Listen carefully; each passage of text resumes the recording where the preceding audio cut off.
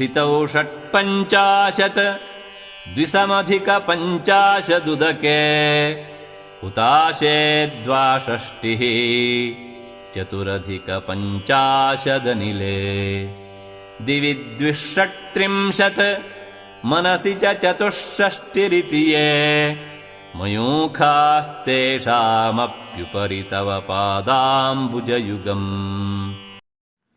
అమ్మ, పృథ్వీతత్వముతో కూడిన మూలాధార చక్రమునందు 56 కిరణాలు, జలతత్వమునకు చెందిన మణిపూరమునందు 52 కిరణాలు, అగ్నితత్వమునకు చెందిన స్వాధిష్టానమునందు 62 కిరణాలు, వాయుతత్వమునకు చెందిన అనాహతమునందు 54 కిరణాలు, ఆకాశతత్వమునకు చెందిన విశుద్ధియందు 72 కిరణాలు, మనస్తత్వమునకు చెందిన ఆజ్ఞాచక్రమునందు 64 కిరణాలు అధిగమించి వాటిపైన నీ చరణ కమలములు ప్రకాశించుచున్నవి కదా. 6 చక్రాల వద్ద 360 కిరణాలు, ఒక వృత్తం కేంద్రం వద్ద 360 డిగ్రీలు లేదా భాగాలు ఉండును. కేంద్రమును అమ్మవారి చరణయుగలములుగాను వాటి నుండి కిరణములు అన్ని దిక్కులకు ప్రసరించుచున్నవి అని అర్థము. ఈ శ్లోకం కుండలిని ధ్యానము యొక్క మానసిక చక్రంపై ఆధారపడి ఉంటుంది. ఈ శ్లోకములో ప్రస్తావించబడిన ప్రతి తత్వాలు కుండలిని ధ్యానము యొక్క చక్రాలకు నేరుగా సంబంధించినవి. తత్వం అంటే సూత్రం.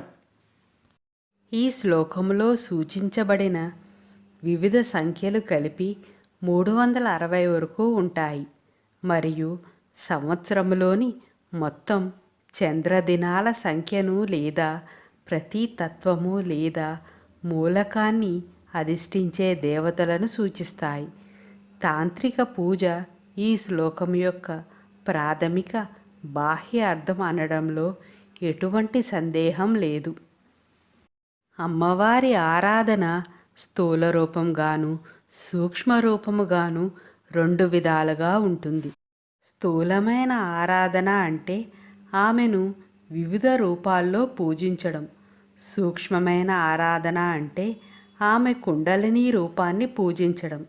విశ్వంలోని 5 అంశాలు వాటి సూక్ష్మరూపములో మానవ శరీరములోని 5 మానసిక కేంద్రాలను సూచిస్తాయి. పృథ్వీతత్వం మూలాధారం, నీటితత్వం స్వాధిష్టానం, అగ్నితత్వం మణిపూరకం, వాయుతత్వం అనాహతం, ఆకాశతత్వం విశుద్ధి.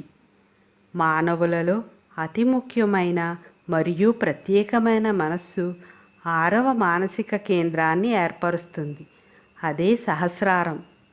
ఈ శ్లోకంలో సహస్రారం మధ్యలో ధ్యానము చేయబడిన అమ్మవారి కమలములు వంటి పాదములు ఈ మానసిక కేంద్రములోకి ప్రవేశించి వాటి నుంచి ప్రసరించే ప్రకాశవంతమైన కిరణములను కలిగిస్తాయని చెబుతుంది. ఈ కిరణాలను కాల అని పిలుస్తారు. అంటే ఒక చిన్న భాగం. ఉదాహరణకు రోజులు ఒక సంవత్సరం యొక్క కాలాలు, అనగా రోజు సంవత్సరములో చిన్న భాగం. శరజ్యోత్స్నాశుద్ధాం శశియుత జటాజోటమకుటాం వరత్రాసత్రాణ స్ఫటిక ఘటికా పుస్తకకరాం సకన్నత్వా నత్వా కథమివ సతాం సన్నిదధతే మధుక్షీరద్రాక్షా మధురిమధురీణాః ఫణితయః. తల్లి శరత్కాలపు వెన్నెలను పోలిన తెల్లని దేహఛాయతో నెలపొడుపు చంద్రరేఖతో కూడిన జుట్టుముడి అనే కిరీటముతో వరద, అభయ, స్ఫటికాక్షమాల పుస్తకములను 4 హస్తములయందు ఉన్న నిన్ను సరస్వతీ స్వరూపిణిగా, శ్రీవిద్యా స్వరూపిణిగా ధ్యానించి ఒక్కసారి నమస్కరించినట్టి వారికి పాలు, తేనె, ద్రాక్షరసముతో సమానమైన మాధుర్యము కల కవితాశక్తిని, సర్వ కళలను ప్రసాదిస్తావు. ఈ రూపము అమ్మవారి సర్వశుక్లా స్వరూపము. దక్షిణామూర్తి వలె చంద్రరేఖతో కూడిన జటాజూటముతో ఉండే అమ్మవారు. లోతైన ధ్యాన స్థితిలో మునిగిపోయేవారు ధన్యులు. ఇక్కడ మనసు యొక్క ఆలోచనలు మరియు పరధ్యానాలు నిలిచిపోతాయి.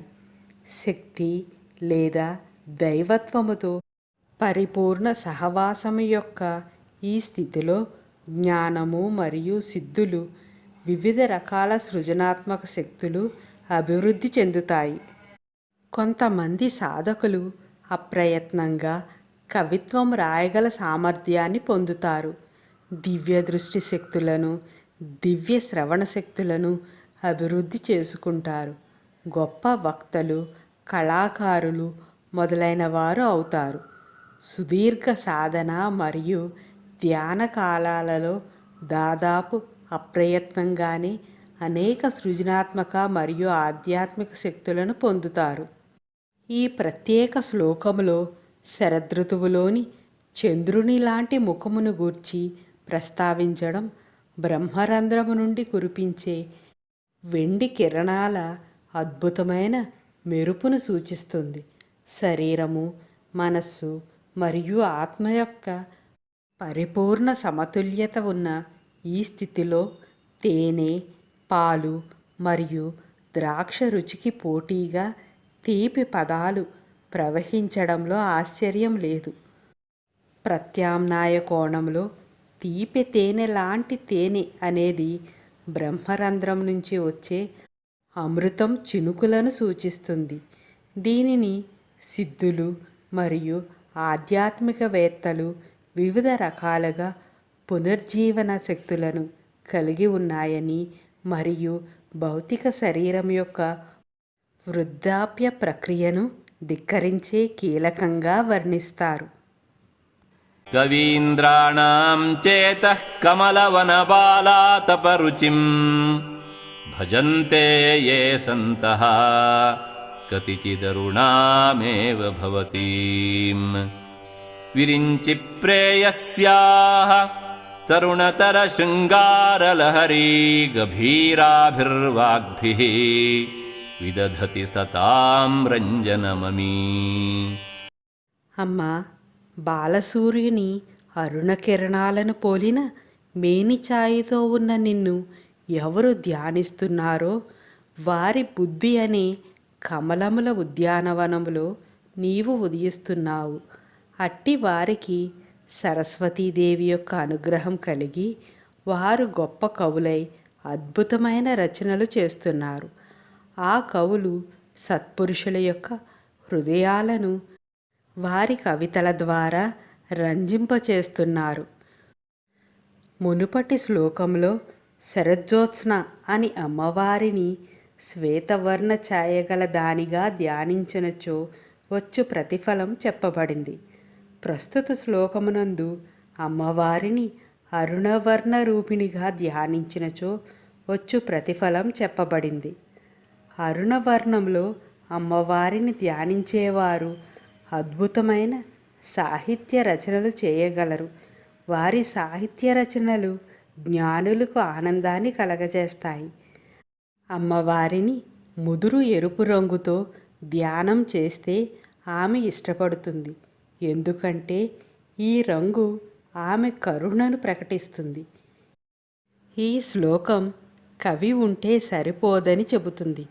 అద్భుతమైన సాహిత్య రచన మరియు సాధారణ సాహిత్య రచన మధ్య తేడాను గుర్తించగల ఉన్నత స్థాయి ప్రేక్షకులు ప్రపంచానికి అవసరం. సాహిత్యాన్ని అభినందించడానికి సాహిత్య జ్ఞానం ఉండాలి. ఈ శ్లోకం ఈ రకమైన జ్ఞానులైన ప్రేక్షకుల గురించి మాట్లాడుతుంది. వారిని తెల్లవారుజామున వికసించే తామర పువ్వులతో పోల్చారు. వాగ్దేవతలు స్వరపరిచిన లలితా సహస్రనామం ఒక సాధారణ ఉదాహరణ. దీనికి ఎటువంటి శ్రావ్యత లేదు, కానీ స్థూలమైన మరియు సూక్ష్మమైన అర్థాలతో నిండి ఉంటుంది. అమ్మవారి గొప్పతనాన్ని వివరించడానికి ఇంతకంటే మంచి పదాలు ఎవరు ఊహించి ఉండరు. ఎందుకంటే వాగ్దేవతలు అటువంటి నామాలు రచించడానికి అమ్మవారిచే ఆశీర్వదించబడ్డారు.